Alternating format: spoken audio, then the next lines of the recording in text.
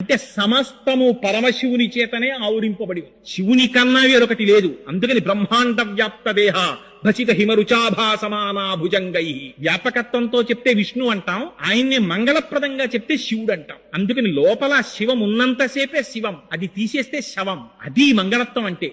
అందుకని ఆయన శ్మశానవాసి అంటే ఆయన శ్మశానవాసి అండి నిజంగా ఎక్కడో శ్మశానంలో ఉంటాడనే దాని అర్థం. నిజంగా అలా ఉంటే ఇంకంతకన్నా గొప్ప ఉపకారం ఉందండి. ఎవడొస్తాడు మన వెనకాతల? ఒక్కడు వచ్చేవాడు లేడు. డబ్బు రాదు, మనం సంపాదించుకున్నటువంటి కార్లు రావు, వాహనములు రావు, రాజ్యం రాదు, తుట్టతుడకు మనదనుకున్న ఈ శరీరం రాదు, కొడుకు రాడు, కూతుళ్ళు రారు, భార్య రాదు. ఎవరొస్తారు? చేసుకున్న ధర్మము పరమశివుని అనుగ్రహము తప్ప ఇంకొకటి రాదు మనతో. అంతటి మహానుభావుడు శంకరుడు. శంకరోతి ఇది శంకర.